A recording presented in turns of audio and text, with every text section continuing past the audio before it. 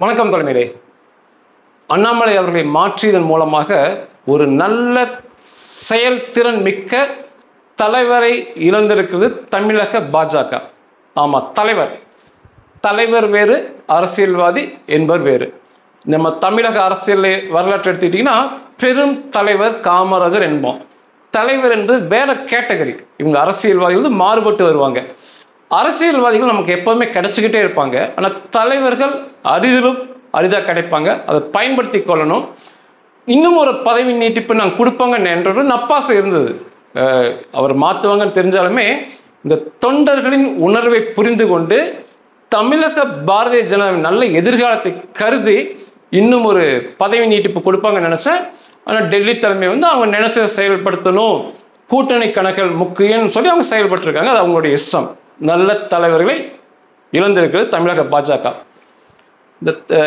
இது எப்படி சொல்லுவாங்க அப்படின்னா, எப்படி ஒரு விபச்சாரி பெண், விபச்சாரம் செய்யும் பெண் கன்னிப்பெண் ஆக முடியாதோ அதே போல தான் ஒரு அரசியல்வாதி தலைவர் ஆகவே முடியாது. தலைவர் என்பது வேற கேட்டகரி.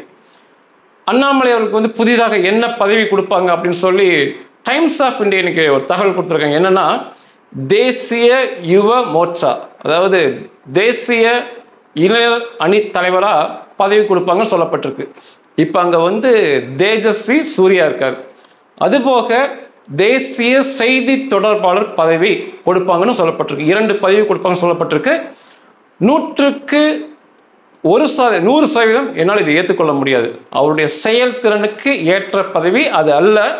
ஒரு நல்ல பதவி கொடுப்பதன் மூலமாக மட்டுமே நீங்கள் அதுதான் சிறந்ததும் கூட. தமிழக பாரதிய ஜனதா தொண்டர்களுக்காக சொல்லலை, ஒரு தேசியத்துக்குமே அவருக்கு ஒரு மிகச்சிறந்த பதவி கொடுக்கணும் தான் என்னுடைய கருத்து.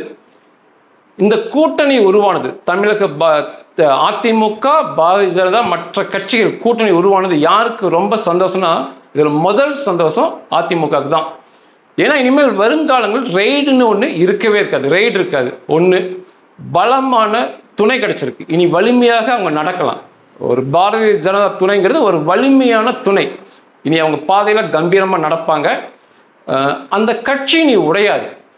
பாரதிய ஜனதா எடப்பாடியார் கைகளை பிடிச்சனால இனி இந்த அதிமுக எல்லாமே எடப்பாடியாரை சுற்றி வருவாங்க. அந்த கட்சி உடையாது. பாரதிய ஜனதாவுக்கு அந்த அதிமுகவுக்கு மிகப்பெரிய சந்தோஷம் இந்த கூட்டணி உருவானது. வரும் தேர்தலில் வெற்றி பெறுமா இந்த கூட்டணினா இன்னும் நாட்கள் இருக்கு. இவங்க என்னென்ன செயல் திட்டங்கள்லாம் அறிவிக்கிறாங்க, இந்த தேர்தல் அறிக்கை எப்படி இருக்குன்னு பொறுத்து வெற்றி அமையும். வெற்றி பெறலாம், முடியாதெல்லாம் கிடையாது. பாரதிய ஜனதா அந்த முகாமில் பார்த்தீங்கன்னா 2 உணர்வுகளை பார்க்குறேன். ஒரு பக்கம் மற்றற்ற சந்தோஷம், மகிழ்ச்சி அண்ணாமலை அவர்களை மாற்றியதில். ஒரு பக்கம் ஆழ்ந்த துக்கம் மற்றும் விரக்தி. யார் மகிழ்ச்சியாக இருக்காங்கன்னா, 2ஆம் கட்ட தலைவர்கள். அண்ணாமலை அவர்கள் இருக்கனால அவருடைய புகழ் வெளிச்சத்துக்கு முன்னால் இவங்களாம் எடுபடாமல் போயிருந்தாங்க. அது அண்ணாமலை அவருடைய தவறு இல்லை. அவருடைய புகழ் வெளிச்சம், அவருடைய பேச்சாற்றல், செயலாற்றல், சிந்தனை இதெல்லாம் ரொம்ப வேற லெவலில் இருந்தது. இவங்கெல்லாம் எடுபடாமல் இருந்தாங்க. அவங்களுக்கெல்லாம் ரொம்ப சந்தோஷம். இனி நினைச்சதை பேசலாம், நினைச்சதை எழுதலாம், என்ன வேணால் பேசலாம், பத்திரிகைகளை வந்துக்கிட்டே இருக்கலாம். அதை எல்லாமே அவர் தன்னுடைய வெளிச்சத்தினால கட்டுப்படுத்தி வச்சிருந்தாரு. அவங்க மேலே எனக்கு ஒரு சின்ன கோபம்லாம் எனக்கு இருக்கும். உதாரணமாக தமிழிசை அவர்கள் எடுத்துக்கிட்டிங்கன்னா 2 மாநில கவர்னர் பதவியில் இருந்தாங்க. எவ்வளோ பெரிய பதவி, என்னென்ன சாதிச்சிருக்கலாம், தமிழகத்தின் பெயரை எங்கெல்லாம் கொண்டு போயிருக்கலாம் அவங்களுடைய செயல்திறன் மூலமாக. அதையெல்லாம் விட்டுட்டு ராஜினாமா பண்ணிட்டு இங்கேயே ஒரு நெருக்கடி போல செயல்பட்டு இருந்தாங்க. இதே இடத்துல வானதி சீனிவாசன் அவர்கள் தேசிய மகளிர் அணி தலைவர். எவ்வளோ போராட்டங்கள் முன்னெடுத்திருக்கலாம், என்னென்ன பெண்களுக்காக போராடி இருக்கலாம், தமிழகத்தின் ஒரு தமிழர் பெயரை எங்கே கொண்டு போயிருக்கலாம், எதுவுமே கிடையாது. அவங்களும் இங்கேயே இருந்துக்கிட்டு இருந்தாங்க. இங்கே இருந்து நெருக்கடி. எல் முருகன் அவர்கள் மத்திய துணை அமைச்சர், நிறைய சாதனை பண்ணி காட்டியிருக்கலாம், எதுவுமே கிடையாது. அவரும் இங்கேருந்து நெருக்கடி தான். ஒரு பெரிய கம்பெனி இருக்குது, ஏகப்பட்ட இடத்துல பிரான்ச் இருக்குது, எல்லா இடத்துக்கும் ஒருத்தங்க நியமிக்கிறாங்கன்னா அங்கங்கே இருந்து சிறப்பாக செயல் பண்ணியுமே ஒழிய எல்லாமே இங்கே உட்காந்துக்கூடாது. உட்கார்ந்து ஒரு நெருக்கடி கொடுத்துக்கிட்டே இருக்கக்கூடாது. அப்படி தான் இருந்தாங்க. அவங்களுக்குலாம் அவர்களை போன்ற ஆட்களுக்கு பெரிய மகிழ்ச்சி. எங்கே துக்கம் மற்றும் விரக்தி காணப்படுதுன்னா தமிழக பாரதிய ஜனதா தொண்டர்களிடையே 100க்கு 100%, 1% கூட குறையல.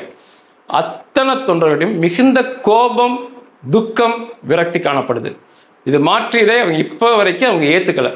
நேற்று வந்து அந்த பாரதிய ஜனதாவில் ஃபேஸ்புக்கில் ஒரு பேஜ் இருக்குது, பாரதிய ஜனதா அஃபிஷியல் பேஜ், 10 லட்சத்துக்கு மேலே ஃபாலோ பண்ணுறாங்க. அதில் வந்து அண்ணாமலை அவர்களை மாற்றியதை பற்றி ஒரு செய்தி 400 கமெண்ட் வந்திருக்கு.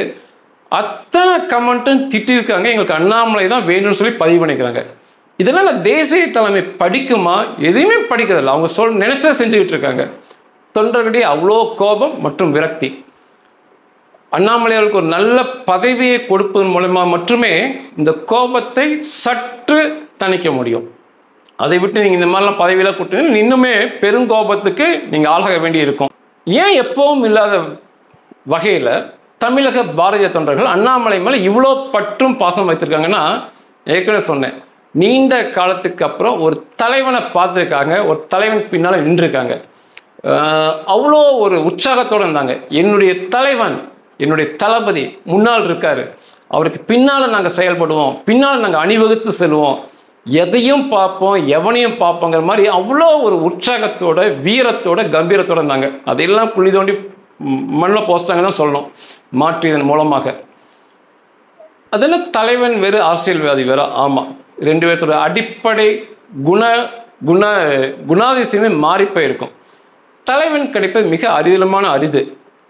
ஒரு தலைவன் என்பவன் வந்து எப்பவுமே தன்னை பற்றியோ, தன் குடும்பத்தை பற்றியோ, தன்னை சார்ந்தவர்கள் பற்றியோ சிந்திக்கும் நபர் கிடையவே கிடையாது. தலைவனின் சிந்தனை எப்படியுமே மக்கள், தொண்டர்கள், தன்னுடைய கொள்கை, அதன் மேலேயே எப்போவுமே இருந்துக்கிட்டே இருக்கும். அதே போல் தலைவன் என்பவன் வந்து ஒரு புதிதான ஒரு சித்தாந்தத்தை, புதிதான ஒரு கண்டுபிடிப்பை மக்களிடையே கொடுத்து மக்களை முன்னேற்றி செல்பவனாக இருப்பார் தலைவன்.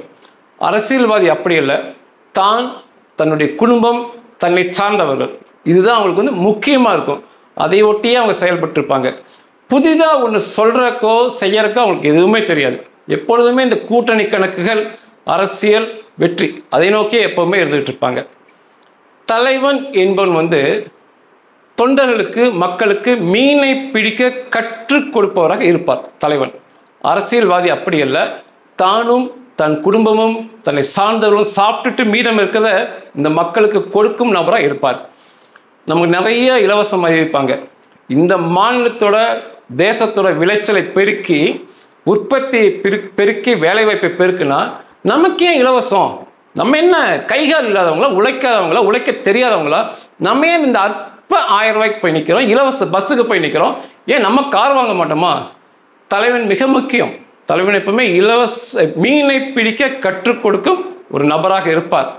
அண்ணாமலை அவர்கள் எப்பவுமே பார்த்தீங்கன்னா இந்த இலவச திட்டத்தை எதிர்த்து தான் பேசுவார்.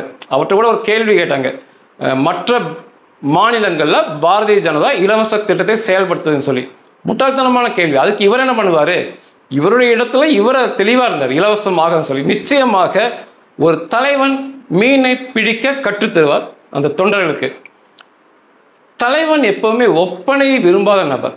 ஒரு மேக்கப் போட்டுட்டு ஒப்பனை பண்ணிட்டு இருக்கணும், ஒப்பனையோடு இருக்கணுங்க விரும்பாத நபர், வெளிப்படையாக இருக்கக்கூடிய நபர். அரசியல்வாதி அப்படி அல்ல, ஒப்பனைக்கே முக்கியத்துவம் கொடுப்பாங்க. ஒரு இடத்துக்கு போகிறாங்க, அந்த இடத்துக்கு தகுந்தபடி, அந்த மக்களுக்கு தகுந்தபடி தங்களை ஒப்பனை மாற்றிக்கிட்டு இருப்பாங்க. அவங்களுக்கு ஒப்பனை தான் மிக முக்கியம். வெளிப்படைத்தன்மை அவங்களுடைய இருக்கவே இருக்காது.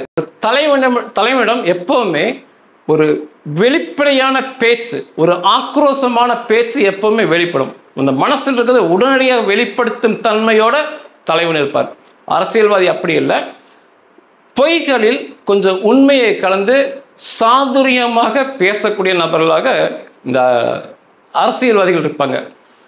தலைவன் வந்து பிரிந்து கிடக்கும் மக்களை ஒன்று சேர்த்து வெற்றியை நோக்கி அழைத்து செல்வார். அரசியல்வாதி அப்படி இல்லை, ஒன்றாக இருக்கும் மக்களை மதம், மொழி, ஜாதி என்று பிரித்து அதில் குளிர்காழ்ந்து அரசியல் செய்யும் நபர்களாக இருப்பாங்க. தலைவன் என்பது வந்து நிஜத்தில் வெற்றி பெறுவார். அவர் தன்னுடைய செயல்களால், சிந்தனைகளால் மக்களை வழிநடத்தி நிஜத்தில் வெற்றி பெற விரும்புவார், வெற்றி பெறுவார்.